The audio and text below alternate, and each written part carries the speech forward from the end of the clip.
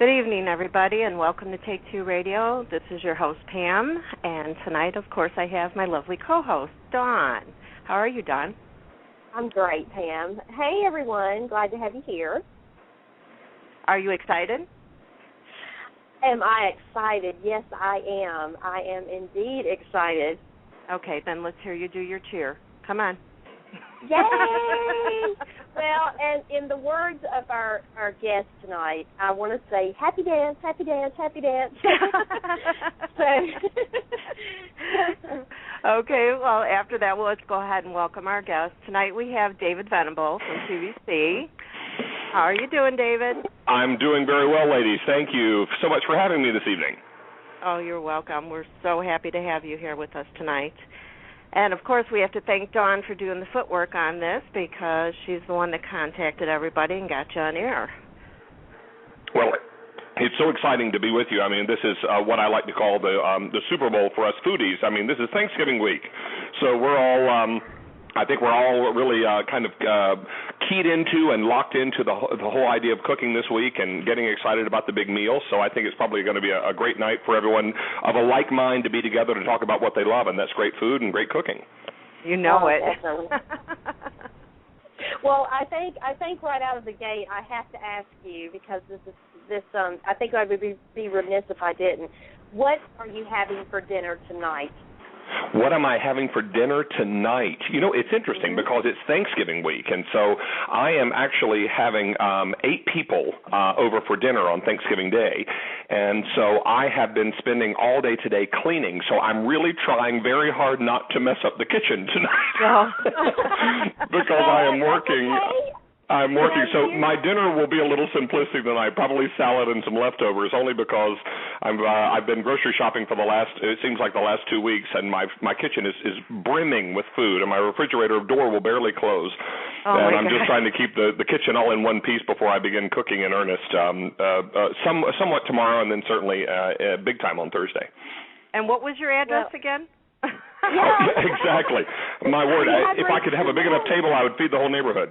I bet. David, I want to tell you, I have been watching you on QVC for quite some time, and love your In the Kitchen with David show. And just for the listeners who may be either new to our show tonight or new to you, and I can't imagine anyone not having loved and walked down QVC Lane. But I just, I would like to know, when did you actually take on the program host role in the Kitchen with David show? Well, I've been with QVC 19 years, but I took over the kitchen program. It will be 4 years next month. And so 4 years ago next month. And before me, the show had a very, very long run on QVC and had been in the same time spot on Sundays at noon Eastern. And it had been a very, very popular show. And when the host that had the show before I did left the network, I was always his backup. So whenever he was on vacation or whenever the schedule called for him to travel, then I would do the In the Kitchen program. So I kind of, over time, became kind of the heir apparent. And I guess we all kind of assumed at some point if this person moved on, then I would take over the show. And that's what happened about 4 years ago. And but what was really exciting when I took over the show is I had the opportunity, QVC management came to me and they said, David, the show's been on the air for a long time. We want you to put the David handprint on this. So we really want you to take the show and make it your own. And that was very exciting to me because it was taking a dedicated audience that was tuning in every Sunday at noon and kind of taking the show and putting my own spin on it, because the host before me was much more of a chef. I am a home cook. I'm someone that has a great passion for food, and I have a wild curiosity in the kitchen, and I love to experiment with recipes and things. So it was really an exciting opportunity for me to kind of take on the show, but take it on from a different perspective and have an opportunity to really kind of learn right along with our viewers.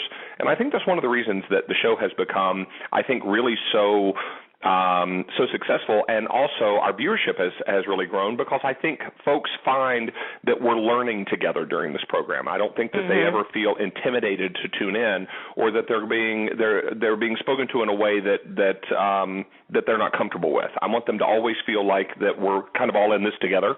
And I like to say I'll bring in the experts, I'll bring in the chefs, I'll bring in all the really famous culinary stars, and I'll ask the questions that you would ask if you were in the studio. And I think because we approach it that way, I think what I call I don't call them viewers, I call them foodies. Our foodies really kind of gravitate to what we do. Right. Yeah. It doesn't seem like when you're watching it and watching you work, it doesn't seem like work, and it doesn't seem like a program like for QVC to sell their products. It's more like we're getting together and watching you just cook and recommending different things. It's a family kind of feeling. So that's great that you did it that way. Well, it's exactly what I'd hoped when I took the show over, because I feel like everyone aspires to be better than they are in the kitchen, and I think we always tend to gravitate toward the things that we know and the things we've had success with. And so I always encourage our foodies to really elevate every recipe one ingredient at a time. Try to step outside the box a little bit, do a little experimentation. Don't ever try a new recipe on Thanksgiving. That's too stressful. But when you've got time in mid-January, when it doesn't matter and it's a Tuesday night and you've got a little time to play in the kitchen, experiment then. But I feel like there's a cook inside all of us. We just have to let our love of good food lead the way. Right. Well, now, Dawn, David, you said you have the cookbook. I'm waiting for it, so why don't we discuss? David, this cookbook, I have it in my hand right now. It is it's a piece of art, first of all. I want to tell you, the pictures are just, oh gosh, I'm just hungry when I look at it every time. But, it's a labor of love. It's been in the making for a little while, and it finally came out, a little bit earlier this year. And the first thing I want to know is how in the world did you arrive at the recipes? How did you decide which recipes were going to go in this book? Well, it's interesting because, I had never put a cookbook together, and it was the summer of 2011 when a major publisher, Random House, good grief, Random House calls and you sit up a little straighter because, oh my goodness, oh my word, it's Random House calling. And they said, David, we see you presenting and selling so many cookbooks during In the Kitchen with David. We have a segment called Cookbook Corner, and over the last 2 or 3, 4 years, we've sold millions of cookbooks. And at a time when the book industry is really struggling to sell paper books because, there are so many ways to download books now, and there are electronic versions of everything. So we were actually selling books with, real covers and pages inside, and we were selling them in the millions. And so, Random House called and said, my goodness, David, you're selling so many books. Have you thought about doing an In the Kitchen with David cookbook? And quite honestly, we had thought about it, but we really hadn't put those thoughts into action yet. We were still working, very hard on the show and making sure that we were making it very watchable every week. And then we suddenly were presented with this incredible opportunity to put a book together and be published by Random House, my word. So it was really very exciting. But I knew right away when they called and they said, what kind of book would you like to write? And I said, oh my goodness, it's got to be comfort food. That's the kind of food I was raised on. I was born and raised in North Carolina. But what I've come to understand as I've traveled all around the country and I have hosted this show for so long and talked with so many foodies, comfort food isn't limited just to the South.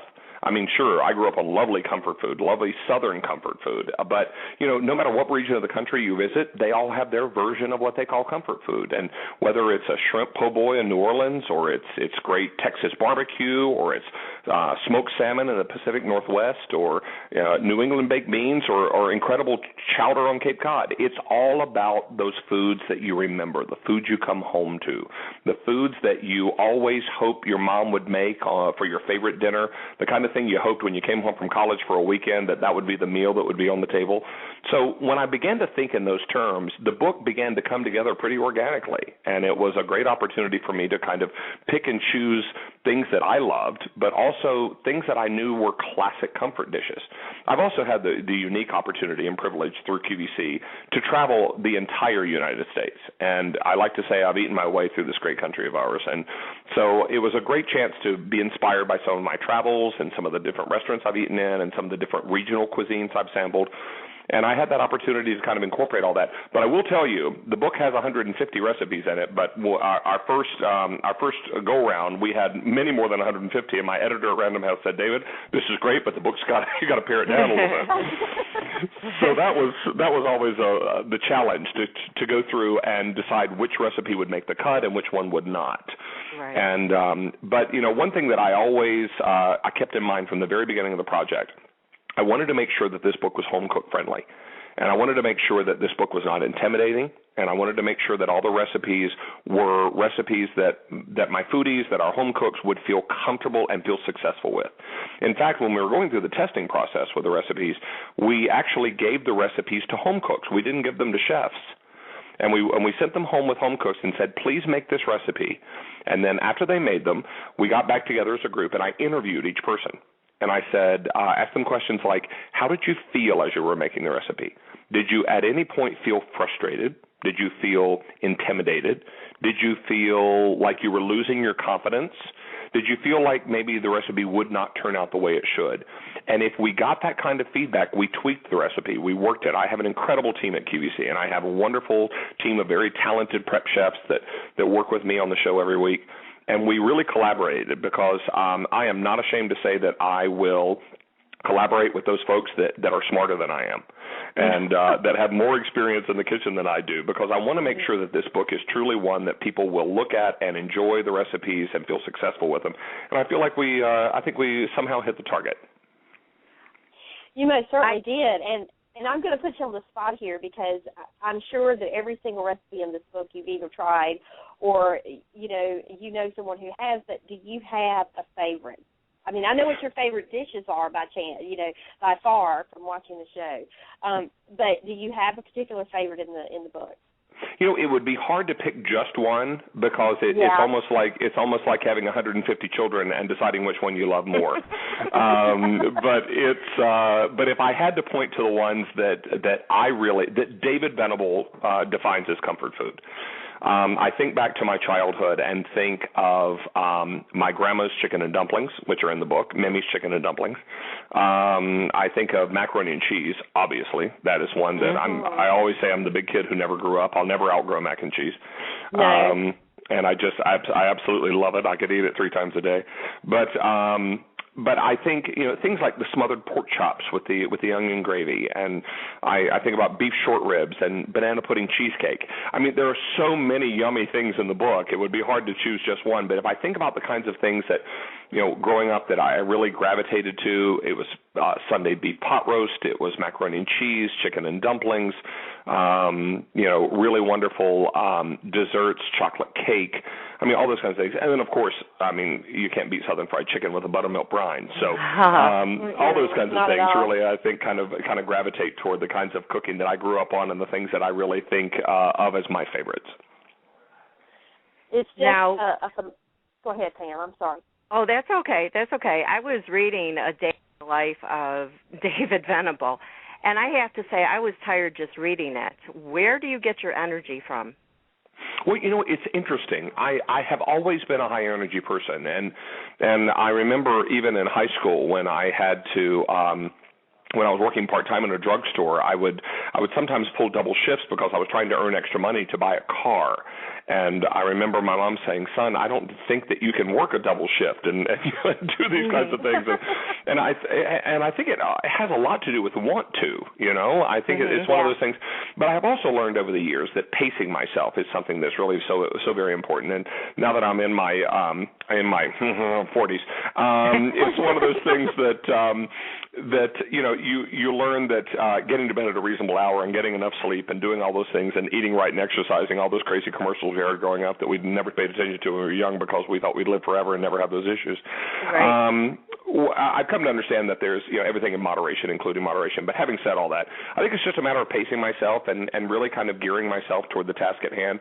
My show on Sunday is 3 hours nonstop. Sometimes it's 4, and that's all single hosted. There are no breaks in there, so.